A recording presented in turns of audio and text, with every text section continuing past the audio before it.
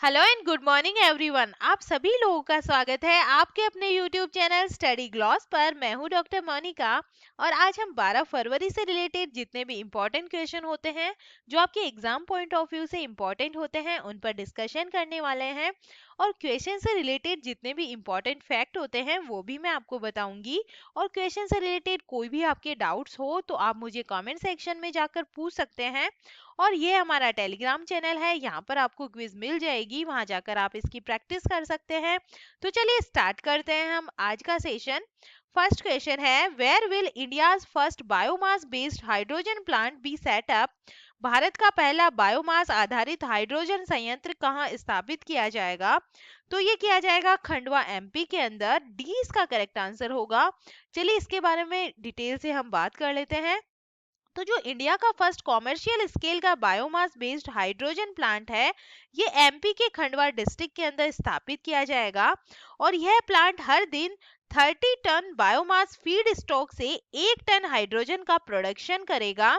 और ये जो प्लांट है ये 24 करोड़ रुपए के इन्वेस्टमेंट के साथ वोटोमो एनर्जी लिमिटेड और बीजल ग्रीन एनर्जी के जॉइंट वेंचर से लगाया जा रहा है। और कंपनी के पास thermal accelerated anaerobic digestion reactor की टेक्नोलॉजी है जो बायोमास से हाइड्रोजन, मीथेन और बायोचार का प्रोडक्शन कर सकती है। और जो बीजन ग्रीन के पास अभी तक जो नामित जॉइंट वेंचर है इसका 50% का ओनरशिप होगी। और जो बाकी का 50% है ये आएगा इंटरेस्टेड फार्मर से आएगा। चलिए मध्य प्रदेश से हम बात कर लेते हैं। तो मध्य प्रदेश एस्टेब्लिश्ड हुआ था 1 नवंबर 1956 को। इसकी कैपिटल है भोपाल। चीफ मिनिस्टर यहाँ के हैं शिवराज सिंह चौहान। गवर्नर है मंगू भाई छगन भाई पटेल। चीफ जस्टिस है आर वी मलिमठ। और यहाँ पे 29 लोकसभा सीट्स है, 11 राज्यसभा सीट्स है, असेंबली सीट्स है 230 असेंबली सीट्स है। 5 नेबरिंग स्टेट की बात करें तो महाराष्ट्र, छत्तीसगढ़, उत्तर प्रदेश, राजस्थान और गुजरात है। और नेशनल पार्क की हम बात करें तो Kanha national park, Madhav national park, Bandhavgarh जो नेशनल पार्क है, पन्ना नेशनल पार्क है, सतपुरा नेशनल पार्क यहाँ पर सिचुएटेड है। Which state is known as tiger state? तो ये मध्य प्रदेश को ही कहा जाता है। Which gas was leaked in Bhopal gas tragedy? तो ये मिथाइल आइसोसाइनेट है। ठीक है, तो इंडिया का जो फर्स्ट कॉमर्शियल स्केल का बायोमास बेस्ड हाइड्रोजन प्लांट है ये एमपी के खंडवा डिस्ट्रिक्ट के अंदर लगाया जा रहा है, तो ये आप ध्यान रखिएगा। सेकेंड नंबर क्वेश्चन है, who has become the new secretary of department of financial service? वित्तीय सेवा विभाग के नए सचिव कौन बने हैं? तो ये बने हैं संजय मल्होत्रा बने हैं। ए इसका करेक्ट आंसर होगा। संजय मल्होत्रा को फाइनेंस मिनिस्ट्री में फाइनेंशियल सर्विस डिपार्टमेंट में सेक्रेटरी के रूप में अपॉइंट किया गया है। और इससे पहले 1990 बैच के राजस्थान कैडर के ये आईएएस ऑफिसर है। और इससे पहले संजय मल्होत्रा आरईसी लिमिटेड के चेयरमैन और मैनेजिंग डायरेक्टर थे और जिन्होंने 31 जनवरी 2022 को डीएफएस सचिव के रूप में अपना कार्यकाल पूरा किया है। तो अब फाइनेंशियल सर्विस डिपार्टमेंट में सेक्रेटरी कौन बन गए हैं? संजय मल्होत्रा बन गए हैं। चलिए अब हम टॉप 5 नेशनल अपॉइंटमेंट्स की बात कर लेते हैं जो रिसेंटली अभी हुए हैं। और ये सारे जो अपॉइंटमेंट्स हैं हमने पिछले करंट अफेयर्स में हम ये पढ़ चुके हैं। New chief economic adviser of India कौन बने हैं? तो ये बने हैं डॉक्टर वी अनंत नागेश्वरन बने हैं। New chairman and managing director of HPCL कौन बने हैं? ये बने हैं पुष्प कुमार जोशी बने हैं। Prevention of money laundering act निर्णायक प्राधिकरण के न्यू चेयरमैन कौन बने हैं? तो ये बने हैं विनोदानंद झा बने हैं। New managing director of National Highway and Infrastructure Development Corporation Limited, तो ये बने हैं चंचल कुमार बने हैं। Who has been appointed by the Reserve Bank of India as the chairman of Unity Small Finance? तो ये कौन बने हैं? ये बने हैं विनोद राय बने हैं। थर्ड नंबर क्वेश्चन है, which social networking company has launch take a break feature? किस सोशल नेटवर्किंग कंपनी ने टेक ए ब्रेक फीचर को लॉन्च किया है? तो ये इंस्टाग्राम के अंदर लॉन्च किया गया है। इसके बारे में हम डिटेल से बात कर लेते हैं। तो इंस्टाग्राम ने भारत सहित सभी देशों में टेक ए ब्रेक लॉन्च करने की घोषणा की है, ताकि लोगों को उनके समय बिताने के तरीके के बारे में सूचित निर्णय के लिए सशक्त बनाया जा सके। मतलब लोगों को बताया जा सके कि उन्होंने इंस्टाग्राम पर कितना टाइम स्पेंड किया है और उनको कितना ब्रेक लेने की जरूरत है। और इस फीचर को भारत में वी द यंग ब्रेक जरूरी है के साथ साझेदारी में एक अभियान के माध्यम से बढ़ावा दिया जाएगा। तो कौन सा कैंपेन चलाया जाएगा? We the young break. Take a break को सबसे पहले US, UK, Ireland, Canada, New Zealand और ऑस्ट्रेलिया में लॉन्च किया गया था और अब विश्व स्तर पर सभी के लिए यह उपलब्ध है। टेक ए ब्रेक के बारे में हम बात करें तो टेक ए ब्रेक एक ऐसी फैसिलिटी है जो लोगों को तब दिखाई देगी जब वे एक निश्चित समय से ज्यादा स्क्रॉल कर रहे होंगे और उन्हें इंस्टाग्राम से ब्रेक लेने के लिए कहा जाएगा और उन्हें सजेशन दिए जाएंगे कि वे भविष्य में ब्रेक लेने के लिए रिमाइंडर सेट करें। तो ये है टेक ए ब्रेक और किसने चलाया है? तो ये इंस्टाग्राम के द्वारा चलाया गया है। चलिए इंस्टाग्राम के बारे में हम बात करें तो Instagram was launched on 6 October 2010। Instagram current owner is, ये कौन बन गया है? मेटा बन गया है। फाउंडर कौन है? तो केविन सिस्ट्रोम इसके फाउंडर थे। और जो टेक ए ब्रेक जो फीचर है ये किसने लागू किया है? किसके अंदर आएगा? इंस्टाग्राम के अंदर आएगा। 4 नंबर क्वेश्चन है, according to the report of World Gold Council which countries central bank has stopped in gold purchase in the year 2021। विश्व स्वर्ण परिषद की रिपोर्ट के अनुसार वर्ष 2021 में किस देश का केंद्रीय बैंक सोने की खरीदारी में शीर्ष स्थान पर रहा है? तो ये रहा है सेंट्रल बैंक ऑफ थाईलैंड रहा है। और इंडिया की बात करें तो इंडिया इसके अंदर सेकंड पोजीशन पे रहा है। चलिए डिटेल से हम बात कर लेते हैं। तो विश्व स्वर्ण परिषद की रिपोर्ट के अनुसार 2021 में थाईलैंड देश का केंद्रीय बैंक सोने की जो खरीदारी है इसके अंदर टॉप पे रहा है। और 2021 में सेंट्रल बैंक ऑफ थाईलैंड ने 90 मीट्रिक जो टन है ये सोने की परचेजिंग की है। और आरबीआई ने दिसंबर 2021 के अंत में अपने कुल सोने के भंडार को 754.1 टन तक ले जाते हुए 77.5 मीट्रिक टन जो सोना है ये खरीदा है। और भारतीय रिजर्व बैंक 2021 में दुनिया के केंद्रीय बैंकों में पीली धातु के दूसरे सबसे बड़े खरीदार के रूप में उभरा है। और गोल्डन हब के अनुसार भारत का आधिकारिक स्वर्ण भंडार दुनिया में 9वां सबसे बड़ा भंडार है। और गोल्डन हब विश्व स्वर्ण परिषद की आधिकारिक वेबसाइट है जो कीमती धातुओं से संबंधित सभी डेटा का रखरखाव करती है। ठीक है, तो इसके अंदर कौन सा बैंक सबसे टॉप पे रहा है? सेंट्रल बैंक ऑफ थाईलैंड रहा है। और रिपोर्ट इशूअर कौन है? वर्ल्ड गोल्ड काउंसिल है। और जो इसका हेडक्वार्टर है वो लंदन के अंदर है, यूनाइटेड किंगडम के अंदर। चलिए टॉप 5 इंडेक्स के बारे में हम बात कर लेते हैं एक्स्ट्रा फैक्ट में। Union territory has topped the good governance index. तो इसके अंदर कौन सी? न्यू दिल्ली इसके अंदर टॉप पे रही है। Who has release the state health index 2021? तो ये नीति आयोग द्वारा रिलीज की गई है। What is the position of India in the women's ranking release by the International Hockey Federation 2021? तो ये 9th पोजीशन पे रही है। Who has launch the good governance index? तो ये अमित शाह के द्वारा लॉन्च किया गया था। वर्ल्ड टैलेंट रैंकिंग रिपोर्ट 2021 के अंदर जो इंडिया की रैंक रही है ये 56 पोजीशन पे रही है। ठीक है, तो ये एक्स्ट्रा फैक्ट है, ये भी आप ध्यान रखिएगा। 5 नंबर क्वेश्चन है, when is world pulses day 2022 celebrated? विश्व दलहन दिवस 2022 कब मनाया गया है? तो ये मनाया जाता है 10 फरवरी को ये मनाया जाता है। चलिए डिटेल से बात कर लेते हैं ये क्यों मनाया जाता है। तो संयुक्त राष्ट्र द्वारा नामित विश्व जो दलहन दिवस है ये हर साल 10 फरवरी को मनाया जाता है। संयुक्त राष्ट्र के खाद्य और कृषि संगठन FAO द्वारा वैश्विक भोजन के रूप में दालों जैसे सूखी बीन्स, दाल, सूखे मटर, छोले, लुपिन के महत्व को पहचानने के लिए इस दिन की स्थापना की गई थी। और इस वर्ष विश्व दलहन दिवस की थीम क्या रखी गई है? युवाओं को स्थायी कृषि खाद्य प्रणाली प्राप्त करने में सशक्त बनाने के लिए दलहन है, ये इसकी थीम रखी गई है। और 2018 में संयुक्त राष्ट्र महासभा ने 10 फरवरी को विश्व दलहन दिवस के रूप में चिन्हित करने का निर्णय लिया था। और पहला WPD जो 10 फरवरी 2019 को आयोजित किया गया था। ठीक है, तो कब मनाया जाता है ये विश्व दलहन दिवस? तो ये 10 फरवरी को मनाया जाता है। चलिए टॉप 5 डेज के बारे में हम बात कर लेते हैं जो रिसेंटली हमने सेलिब्रेट किए हैं और इनके बारे में हमने करंट अफेयर में हम पढ़ भी चुके हैं। सेफ इंटरनेट डे सेलिब्रेटेड, तो ये सेलिब्रेट किया गया था 8 फरवरी को किया गया था और इसकी थीम रखी गई है इस बार together for a better internet. इस बार की थीम रखी गई है zero tolerance for women has been observe, तो ये 6 फरवरी को मनाया जाता है। महिलाओं के लिए शून्य सहिष्णुता का जो अंतर्राष्ट्रीय दिवस है। और इस बार की थीम क्या रखी गई है, no time for global inaction, unite fund and act to end female genital mutilation इस बार की थीम रखी गई है। वर्ल्ड कैंसर डे ये 4 फरवरी को सेलिब्रेट किया जाता है और क्लोज द केयर गैप इस बार इसकी थीम रखी गई है। वर्ल्ड वेटलैंड डे ये मनाया जाता है 2 फरवरी को मनाया जाता है और इस बार की थीम है wetlands action for people and nature. इस बार की थीम है डेटा प्राइवेसी डे, ये 28 फरवरी को मनाया गया है और प्राइवेसी मैटर्स इस बार की थीम रखी गई है। 6 नंबर क्वेश्चन है, who become the new chairman of staff Selection commission, कर्मचारी चयन आयोग के नए अध्यक्ष कौन बने हैं, तो ये बने हैं एस किशोर बने हैं। डी इसका करेक्ट आंसर होगा।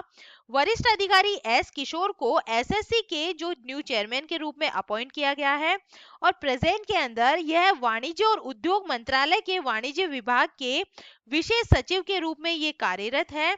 और इसका हेडक्वार्टर कहाँ है एसएससी का, तो न्यू दिल्ली के अंदर है और इसका फॉर्मेशन हुआ था 4 नवंबर 1975 को हुआ था और इसके न्यू चेयरमैन कौन बन गए हैं, एस किशोर बन गए हैं। चलिए टॉप 5 रिक्रूटमेंट की अब हम बात कर लेते हैं। First MP to become a captain in the Indian Army, तो ये कौन बने हैं, अनुराग ठाकुर बने हैं। Chairman of Karnataka Public Service Commission, तो ये प्रदीप कुमार पांजा बने हैं। The director general of Employees State Insurance Corporation, तो ये कौन बने हैं, मुकमीत एस भाटिया बने हैं। Chairman of Haryana Staff Selection Commission, तो ये भोपाल सिंह बने हैं। Secretary to the Ministry of Parliamentary Affairs, तो ये बने हैं ज्ञानेश कुमार बने हैं। तो ये टॉप 5 रिक्रूटमेंट है जो रिसेंटली अभी हुए हैं, तो ये आप थोड़ा ध्यान रखिएगा। एग्जाम पॉइंट ऑफ व्यू से ये सारे जो रिक्रूटमेंट है ये इंपॉर्टेंट है। 7 नंबर क्वेश्चन है, who will be honoured with the 18th late Madhavrao Limaye award, 18वें स्वर्गीय माधवराव लिमिये पुरस्कार से किसे सम्मानित किया जाएगा, तो ये सम्मानित किया जाएगा नितिन गडकरी को, यूनियन रोड ट्रांसपोर्ट मिनिस्टर है ये। चलिए डिटेल से बात कर लेते हैं। तो केंद्रीय सड़क परिवहन और राजमार्ग मंत्री नितिन गडकरी को पहली बार 2020-21 के लिए कार्यक्रम खासदार दक्ष संसद सदस्य की श्रेणी में 18वें स्वर्गीय माधवराव लिमिये पुरस्कार से नवाजा जाएगा। और ये जो अवार्ड है ये नासिक पब्लिक लाइब्रेरी सार्वजनिक वचनालय द्वारा प्रदान किया जाएगा। सार्वजनिक वचनालय वार्षिक रूप से कुशल विधायक या संसद सदस्य पुरस्कार के लिए विधान परिषद विधानसभा के सदस्यों में से एक का चयन करता है।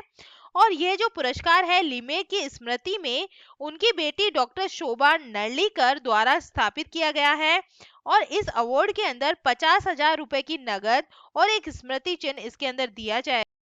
चलिए क्वेश्चन अवार्ड का है तो टॉप 5 प्राइज से हम रिलेटेड बात कर लेते हैं। Who has been honoured with Bhutan's highest civilian award Ngadag Pelgi Khorlo, इसे किसे दिया गया है, नरेंद्र मोदी जी को ये अवार्ड दिया गया है। Doctor Ida S Scudder humanitarian oration award 2021, ये किसे दिया गया है, ये दिया गया है अजीम प्रेम जी को दिया गया है। Which Indian has been honoured with 21st century icon award, ये दिया गया है अमित गोयनका को ये दिया गया है। यंग जियो स्पेशियल साइंटिस्ट जो अवार्ड है ये किसे दिया गया है, ये दिया गया है रुपेश गोयल को ये दिया गया है। 57th जो जनापीठ अवार्ड है ये किसे दिया गया है, ये दिया गया है दामोदर मौजू को दिया गया है। तो ये इंपॉर्टेंट जो प्राइज है ये अभी रिसेंटली ये मिले हैं, तो ये आप ध्यान रखिएगा। 8 नंबर क्वेश्चन है, which institute has developed India's first mRNA covid vaccine, Bharat की पहली मैसेंजर आरएनए कोविड-19 वैक्सीन को किस संस्थान ने विकसित किया है, तो ये डेवलप की जा रही है जेनेवा बायो फार्मास्यूटिकल्स के द्वारा, ये पुणे महाराष्ट्र के अंदर है। चलिए इसके बारे में हम डिटेल से बात कर लेते हैं कि ये कैसे यूज आएगी और ये कैसे अपना काम करेगी, इसके बारे में बात करें तो पुणे स्थित जेनेवा बायो फार्मास्यूटिकल्स के द्वारा भारत का जो पहला घरेलू मैसेंजर आरएनए कोविड-19 जो वैक्सीन है ये डेवलप की जा रही है। और नीति आयोग के जो सदस्य है डॉक्टर वी के पाल, इन्होंने बताया है कि इसका जो है लास्ट ट्रायल चल रहा है और उम्मीद है कि ये जल्द ही यूज आने के लिए कैपेबल होगी। Messenger RNA vaccine nucleic acid जो टीकों की कैटेगरी है इससे रिलेटेड है, और ये जेनेटिक मटेरियल का यूज कर बॉडी के अंदर वायरस को किल करने के काम आती है, और इसी के साथ में बॉडी की जो इम्यूनिटी है इसको इंक्रीज करती है। तो ये किसके द्वारा डेवलप की जा रही है? ये जेनेवा बायो फार्मास्यूटिकल्स के द्वारा ये जो वैक्सीन है ये डेवलप की जा रही है। 9 नंबर क्वेश्चन है, which state government has recently unveiled a new ITES policy? हाल ही में किस राज्य सरकार ने नई आईटीईएस नीति का अनावरण किया है? तो ये गुजरात गवर्नमेंट के द्वारा किया गया है। अब ये आईटीईएस नीति के अंदर क्या बताया गया है इसके बारे में हम डिटेल से बात करें तो गुजरात के मुख्यमंत्री भूपेंद्र पटेल ने अगले 5 सालों के लिए एक नई आईटीईएस जो नीति है इसकी घोषणा की है, और इसके अंदर जो पूंजीगत व्यय करने के इच्छुक लोग हैं जो संस्थाओं को 200 करोड़ रुपए तक की वित्तीय प्रोत्साहन प्रदान करेगी, और इससे करीब 1 लाख जो युवा है इनको रोजगार भी मिल सकेगा।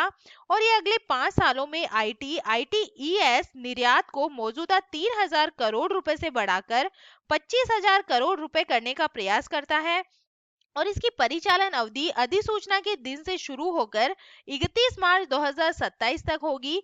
तो जो आईटीईएस जो पॉलिसी है ये गुजरात गवर्नमेंट के द्वारा लॉन्च की गई है। 10 नंबर क्वेश्चन है, recently who has banned the import of foreign drones? हाल ही में किसने विदेशी ड्रोन के आयात पर प्रतिबंध लगाया है? तो ये लगाया है इंडिया के द्वारा लगाया गया है। क्यों लगाया गया है? तो मेक इन इंडिया स्कीम को प्रमोट करने के लिए मोदी गवर्नमेंट के ने कई तरीके से सख्त निर्णय ले रही है, और सरकार ने इसी क्रम में ड्रोन के विदेशों से आयात पर पूरी तरह से प्रतिबंध लगा दिया है।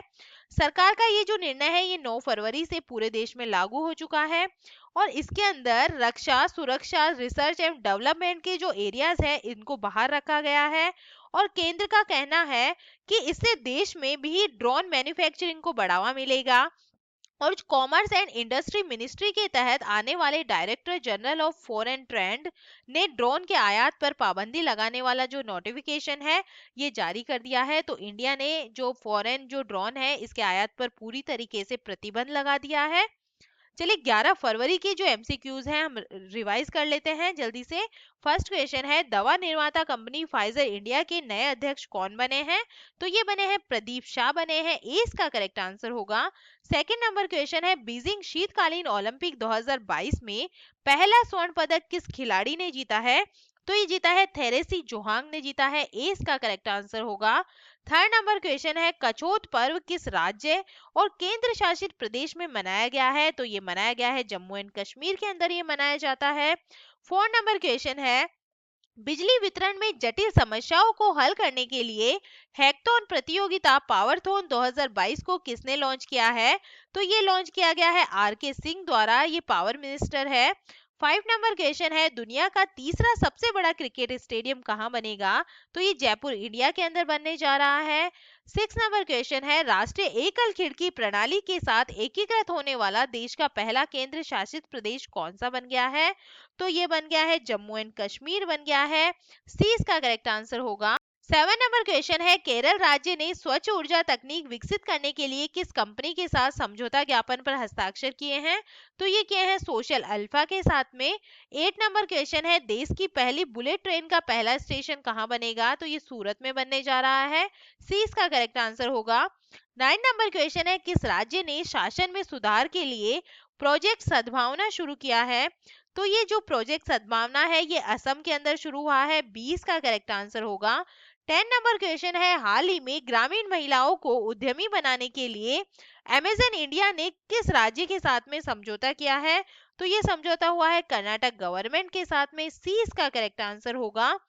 और ये था कल का हमारा स्टडी ग्लोस क्वेश्चन। 2021 के दौरान भारत की जलवायु पर वक्तव्य रिपोर्ट को किसने जारी किया है? तो ये जारी किया गया है इंडिया मेट्रोलॉजिकल डिपार्टमेंट के द्वारा। सी इसका करेक्ट आंसर होगा। और ये है आज का हमारा स्टडी ग्लोस क्वेश्चन, भारत की पहली यूएनडीपी युवा जलवायु चैंपियन कौन बनी है? तो इसका आंसर आप मुझे कमेंट सेक्शन में दीजिएगा। ये हमारा टेलीग्राम चैनल है, यहाँ पर आपको क्विज मिल जाएगी, वहां पर जाके आप इसे ज्यादा से ज्यादा इसकी प्रैक्टिस कीजिएगा। आपको सेशन कैसा लग रहा है ये आप मुझे कमेंट सेक्शन में बताइएगा और आप इस सेशन को लाइक कीजिए, शेयर कीजिए अपने दोस्तों के साथ में। तो चलिए मिलते हैं हम एक नए सेशन में। Thank you.